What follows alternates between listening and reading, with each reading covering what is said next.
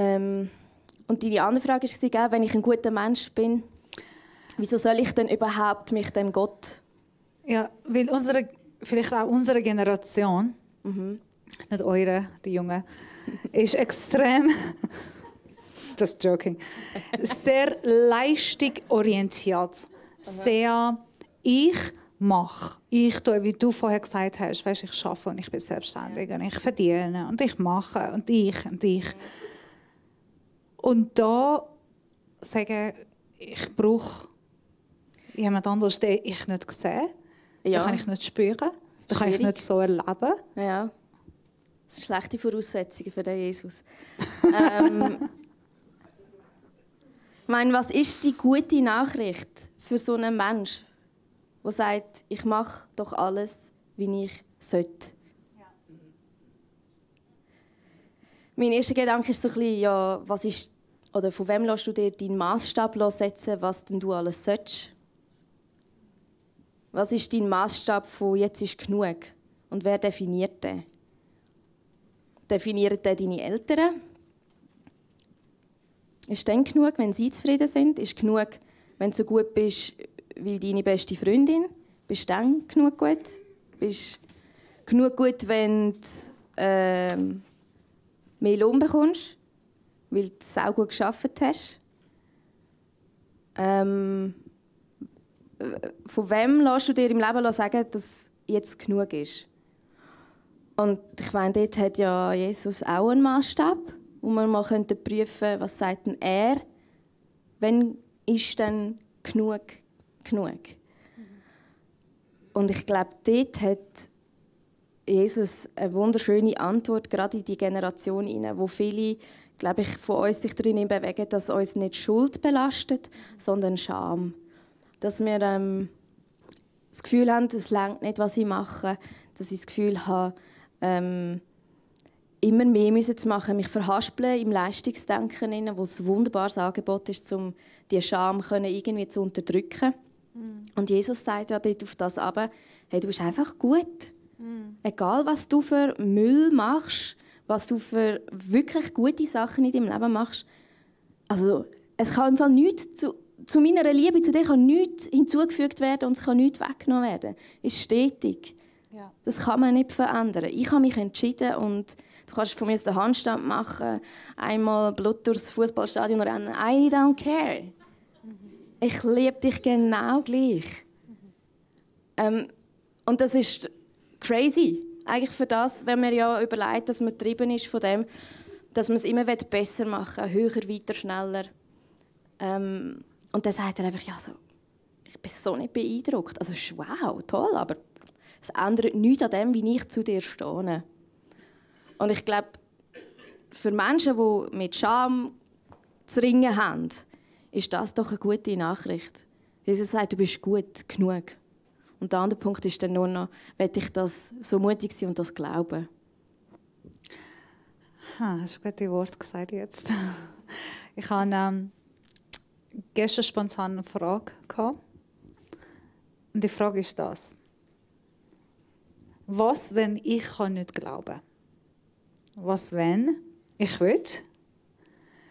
Und ich habe versucht.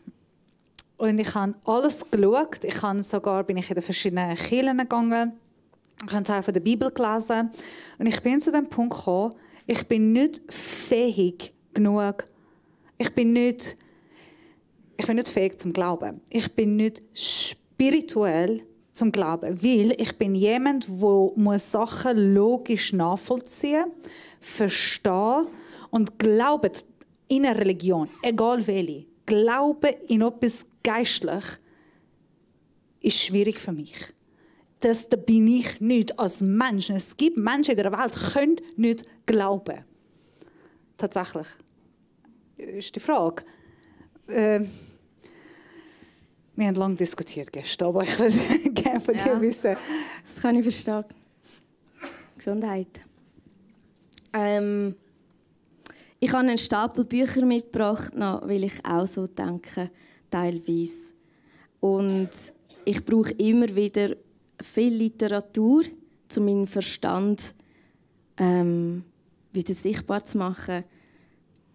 du bist nicht die Lösung.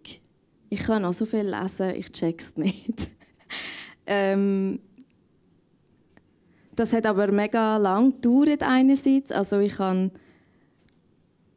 ich würde sagen, sicher 15 Jahre lang damit gerungen, dass ich es nicht verstehe und dass ich es nicht ergreifen kann. Und ich glaube, die Zeit hat es mega gebraucht. Und ich kann es auch manchmal heute nicht ergreifen und es scheisst mich dann an, werde ich hässig auf Gott, weil ich finde, muss ich doch verstehen. Und gleichzeitig wäre es doch nicht Gott, wenn wir ihn einfach in ein Büchschen packen und sagen, jetzt habe ich die gecheckt.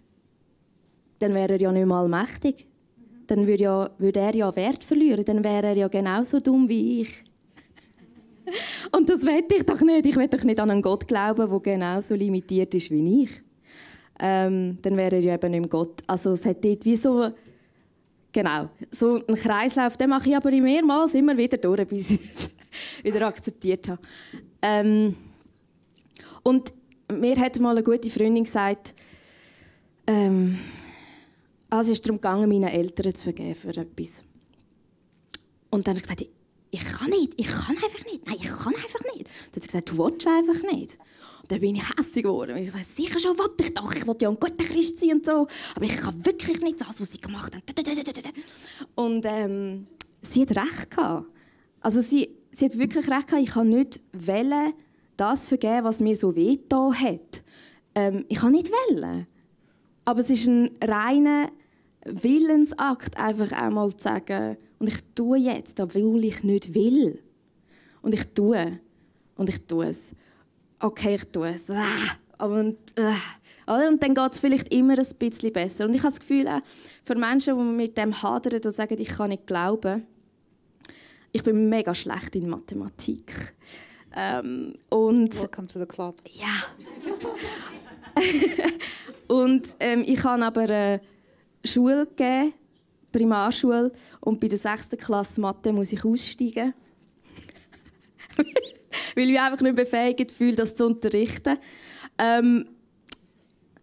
Und mein Vergleich ist amigs, ich habe das Gefühl, Glauben und Mathematik ist etwa gleich schwierig.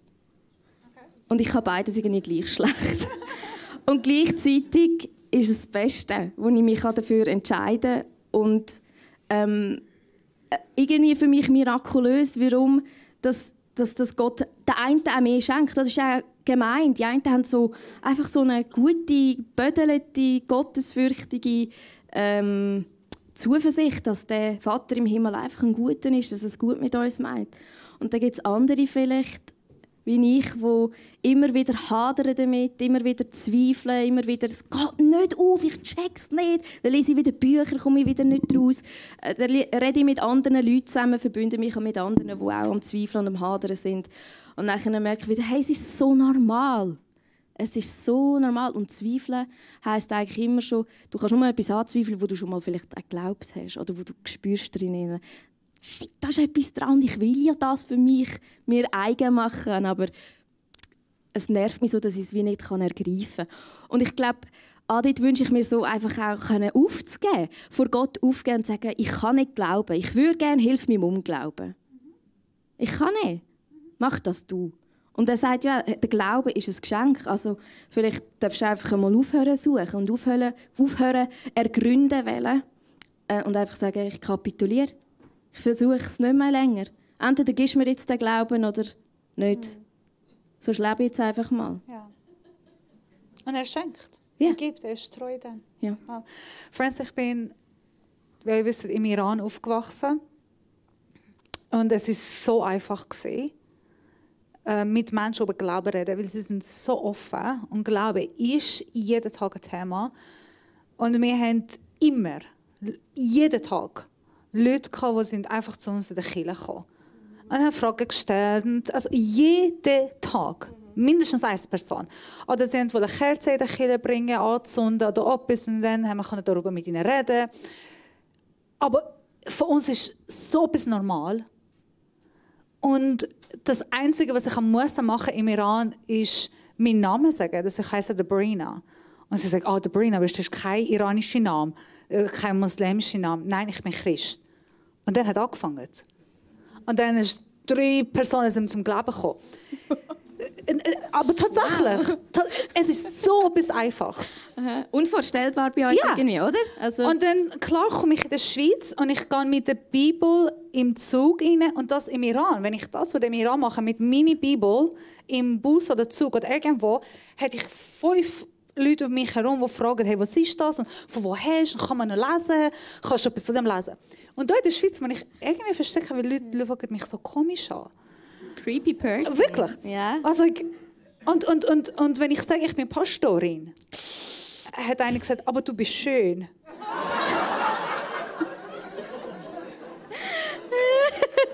Stimmt. Wieso bist du eine Pastorin? Das war in der Bank, in meinem Bank, aber du bist schön, das ist nicht müssen. Du kannst dich retten. Es ist so komisch, jetzt von Glauben reden. Ja. Was machen wir da, wenn Glaube Glaube so komisch ist und du kannst überhaupt nicht von dem erzählen? Wie kann man mit dem um? Ja, voll. Also genau darum machen wir Dimension X. Weil ich glaube, wir haben echt auch noch Aufholbedarf, was Attraktivität angeht. Ich meine, du machst es mega gut, oder? Aber ich glaube, wir haben da oftmals Antworten auf Fragen, die gar nicht gestellt werden. Das ist so unsympathisch. Also, ich habe eine Not, ich habe ein Leiden und ich sage dir, vergib. Du musst vergeben. Hä? Ich habe eine Not, ich habe ein Leiden, ich habe Rückenweh. Ja, du musst halt vergeben. Also, oder versteht ihr, es hat wie so, ich habe nicht gefragt, wem ich vergeben muss. Klar hat es irgendwie schlussendlich einen Zusammenhang. Oder kann. Aber ich wünsche mir, dass wir Christen dafür bekannt sind, dass wir authentisch sind, dass wir nicht etwas sagen, wo wir nicht wissen, was es bedeutet, und dass wir nur das sagen, wo wir wissen, das haben wir auch im Herz. Und das ist manchmal brutal wenig. Und ich glaube, zu dem dürfen stehen, wäre so ein erster guter Schritt, um Echtheit zu gewinnen, um nicht Versli nachplappern, um nicht vielleicht auch Traditionen weiterführen, die ich einfach mache, aber die leer sind in meinem Herz, sondern den Mut haben, mich mal einfach mit dem zu konfrontieren, was ist denn bei mir echt? Was ist denn bei mir wirklich im Herz? Und ich glaube, das ist ja das, was nachher rausfließt, also wovon mein Herz voll ist. Meine Zunge spricht, genau. dass mein Herz voll Ja, ist. genau. Und ich glaube, also, da wünsche ich mir, dass es keine Anstrengung ist, Christ zu sein. Und dass es einfach heisst, befreit Mensch zu sein. Ja. Wow. Ja. Ich weiß es nicht, ob mein Kollege heute ist, da ein Kollege von mir aus dem Iran. Er hat gesagt, er kommt, aber er war im Gefängnis und die haben ihm gesagt, du musst einfach schreiben. Einfach schreiben, dass du Moslem bist und dann ist alles gut, fertig, gehst.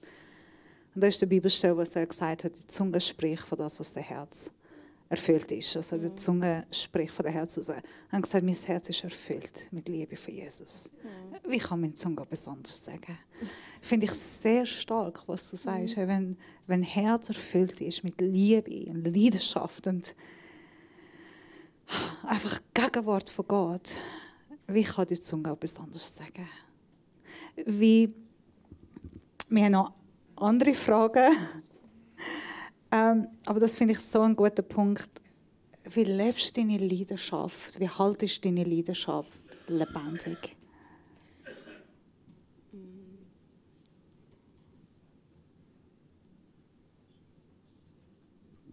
Ich glaube, ich habe das Glück, dass ich grundsätzlich eher eine leidenschaftliche Person bin. So wie den anderen mehr die Gabe vom Glauben geschenkt worden ist mir die Gabe von der Leidenschaft vielleicht geschenkt worden. Leidenschaft heisst aber auch immer High Fly und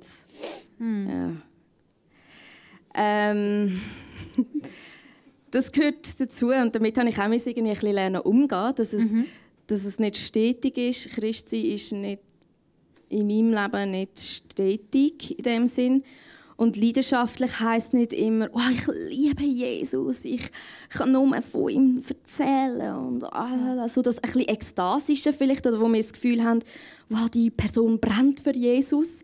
Hat man ja vielleicht auch so ein bisschen ein überhöhtes Bild, was das heisst. Aber ich glaube, brennen kann man im Inneren. Man muss nicht immer super hyper gut gelaunt sein als Christ zum Beispiel. Ja. Ich finde, das ist so das Klischee, happy-clappy-Christen.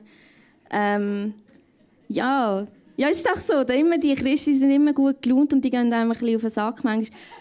Das stimmt, Christen sind oft gut gelaunt, aber ich frage mich manchmal, wieso? Also ist es wirklich einfach, weil wir jetzt gut gelaunt sind? Wir sind ja... Oder habe ich das wirklich in meinem Herz? Habe ich das wirklich dort drin? Bin ich wirklich fröhlich in mir drin? Habe ich wirklich eine Heiterkeit in meinem Herz? Habe ich Licht dort drin? Echtes Licht? Oder ist es halt dunkel? Und es ist voll okay, auch wenn es mal dunkel ist, dann dürfen wir zu dem stehen. Ich wünsche mir einfach, dass wir dann nicht happy-clappy tun, sondern einfach sagen, heute verschissen. Ja, wirklich nicht gut. Okay. Für das haben wir Geschwister. Ist doch kein Problem. Und es dürfte auch längere Zeit mal nicht so gut gehen. Meine Leidenschaft zu erhalten, hast du mich gefragt, ist, glaube ich, genau mit diesen Wellen mitzugehen, auch ein Stück weit. Nicht im Sinne von wankelmütig sein, aber dürfen wie sich auch mitreissen lassen von Freude. Ja. Sich dürfen anstecken lassen von dem, nicht mich in Nüchternkeit behalten müssen, sondern darf ausgelassen sein. Und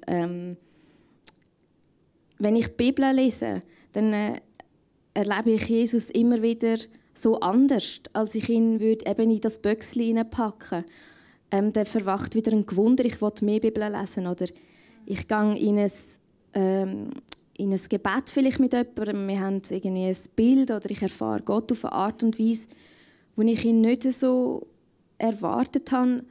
Und dann denke ich mir so, wow, von dem will ich mehr. Ja. Und dann gibt es so einen gesunden Hunger, glaube ich, der einem nach mehr lässt, hungern, streben. Man hat Durst nach, ich will noch mal so nahe sein bei Gott, weil das ist unglaublich schön. Und Jesus ist ein lebendiger Gott. Er ist nicht nur im Himmel, wo uns anschaut, wo darfst du nicht mit ihm reden. Er ist da, er ist gegenwärtig und er ist nah. Und er hat sich nahbar gemacht. Wir gehen die letzten 2 Fragen, die roten Fragen, die sagen, wie könnt ihr Christen behaupten, dass euer Glaube der richtige Glaube ist? Und die letzte Frage, die endlich sagt, warum ist Jesus der einzige wahre Weg? Warum kann ich nicht einfach an Gott glauben und ein guter Mensch sein? Wieso? Nicht etwas anderes. Wieso Christentum? Also zuerst mal, ich behaupte nicht, dass das der einzige wahre Weg ist. Das sagt Jesus von sich selber. Also hands off, don't blame me. Er hat das von sich gesagt. Ich finde das auch schwierig nachzuvollziehen.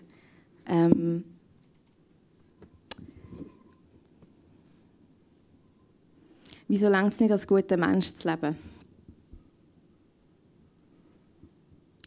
Ich frage mich, wo ist die Quelle von dem Guten, wo du lebst? Es ist ein bisschen ähnlich wie das vom Anfang mit dem Maßstab. Was ist dein Maßstab, damit du genügst? Was ist dein Maßstab, damit du kannst von dir sagen, ich bin doch ein guter Mensch? Und ich glaube, wenn man dort wie so Sachen oder Gedankengänge mal ganz finit fertig denkt, dann merkt man vielleicht, dass es dort vielleicht nicht ganz aufgeht. Also ich weiss nicht, ich habe jemanden in meinem Umfeld, der sehr ökobewusst lebt, und das ist ja mega der Trend. Heute, ich bin ein guter Mensch, wenn ich Batterien ins richtige Säckchen tue und den Karton vom Joghurtbecher abtrenne und so. Ja, das ist mega gut. Wieso machst du denn das? Ja, man hat gemerkt, dass es der Welt schadet, oder, wenn man da so zu viele Emissionen hat oder so. Und wieso willst du denn das machen? Also machst du das fürs Weltgeschehen, also quasi, dass der Welt besser geht, oder machst du es mehr, damit du bei dem Trend von jetzt von dem Ökotrip dabei bist und dass man dir ja nichts vorwerfen kann, dass ja du immer noch Plastik in normalen Abfall rein tust und nicht trennst. Willst du, dass man das dir nicht vorwerfen kann? Oder um was geht es denn wirklich? Geht es wirklich darum, zum Beispiel die Schöpfung zu bewahren? Und wenn ja, warum? Wieso glaubst du, dass die Wert hat? Und das macht alles nur Sinn, finde ich, wenn am Anfang ein Gott ist, der das geschaffen hat. Und einfach mal so die Handlungsketten fertig denken, dann komme ich immer am Schluss wieder zu dem Punkt, ja, das muss irgendjemand geschaffen haben, sei es dich in Persona oder eben jetzt der Baum oder das Rind, das wir jetzt hier schlachten wollen. Gott hat doch einen Plan mit dem. Oder es muss einen Gott geben, der sich da irgendwelche Ordnungen ausgedacht hat. Und ich glaube, wir sind gerufen, diese Ordnungen kennenzulernen. Und wir machen das mega oft. Und ich glaube, es ist nicht verkehrt, vom Kartonbecherli, also das Becherli vom Karton trennen und so. Aber es ist, wenn wir das ohne Gott machen, dann fehlt die Hauptessenz eigentlich davon. Das ist wie Bildung, Schule. Ich bin Primarlehrerin ursprünglich. Und Schule geben an sich ist eigentlich für nichts, wenn man es also für was bilden wir uns? Dass wir höhere Wesen werden? Nein, wir bilden uns, weil wir auch Gottes Wesen erforschen. Wir untersuchen Biologie, wir untersuchen Astrologie, um dem Gott irgendwie auf die Schliche zu kommen. Und zum erklären, warum er und wir, wie das miteinander geht. Und wir trennen es einfach heute. Und ich glaube, das passiert in so vielen Bereichen in unserer Gesellschaft. Es ist gut, was wir machen, aber die Hauptessenz lassen wir weg. Nämlich, dass ein Schöpfer dahinter steht. Und ich wünsche mir, dass wir das wie wieder zusammenbringen und dass wir erkennen, dass einfach nur gute Tat einfach für nichts ist. Ja.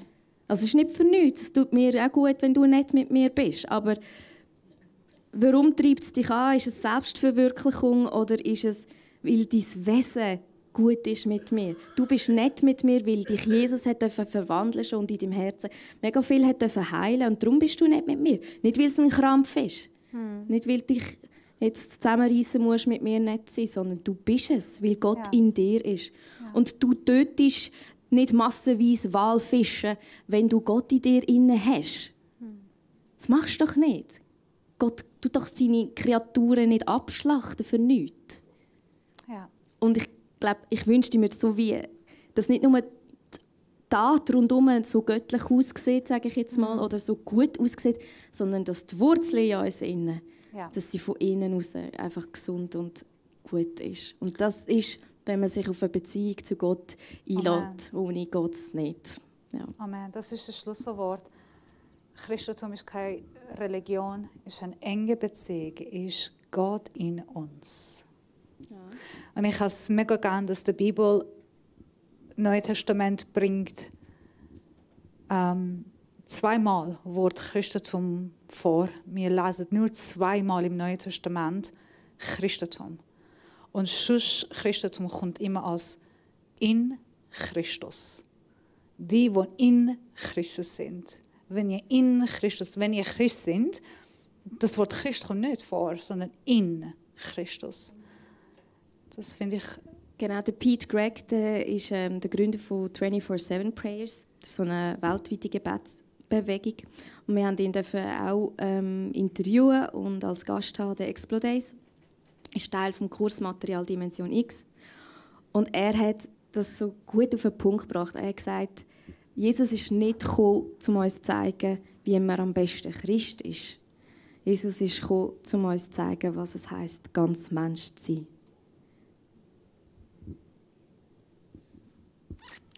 Stark.